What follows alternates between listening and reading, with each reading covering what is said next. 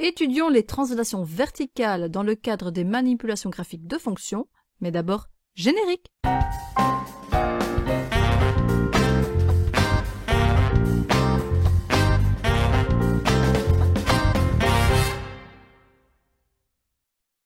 L'idée, c'est de tracer le graphique de la fonction f de x plus k, où k est un nombre réel, au départ du graphique de la fonction f de x.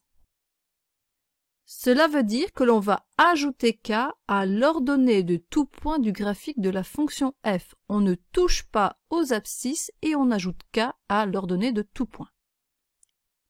On constatera qu'alors le graphique de la fonction f est translaté verticalement de k unités vers le haut si k est positif et vers le bas si k est négatif.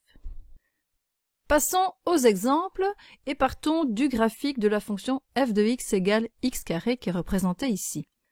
Ce que je souhaite, c'est tracer le graphique de la fonction g de x dont l'expression est f de x plus 2. On a donc bien une forme f de x plus k.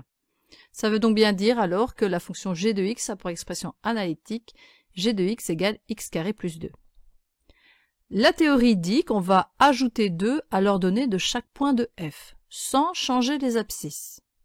Sur le graphique, le point d'abscisse 0 a également une ordonnée de 0. Donc, à l'ordonnée 0, j'ajoute 2, j'obtiens alors le point 0,2. L'abscisse 0 n'a pas changé, l'ordonnée 0 est devenue 2. Pour le point 1, 1, j'ajoute 2 à l'ordonnée, j'ai donc le point 1, 3. Pour le point 2, 4, j'ajoute 2 à l'ordonnée, j'ai alors le point 2, 6. Par symétrie, je vais évidemment ici ajouter 2 au point moins 1, 1 à son ordonnée. On note alors le point moins 1, 3 et j'ajoute 2 pour obtenir le point moins 2, 6. Et maintenant, je vais relier ces points.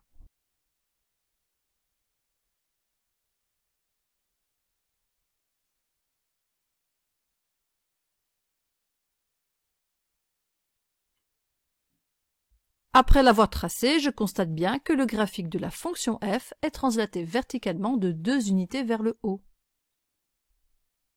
Autre exemple, je pars du graphique de la fonction valeur absolue représentée ici, et je souhaite tracer le graphique de la fonction g de x égale f de x moins 3.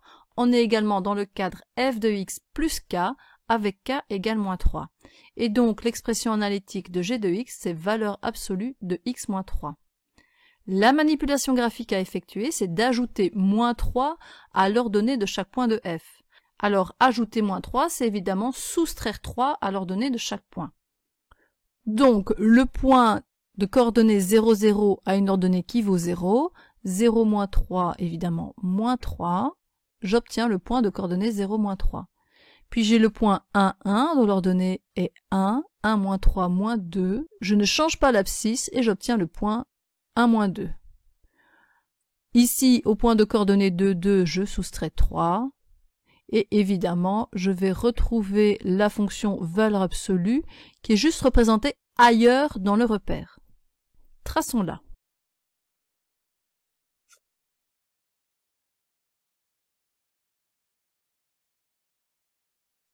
On remarque bien que le graphique de la fonction f, la fonction valeur absolue, a été translaté verticalement de 3 unités vers le bas.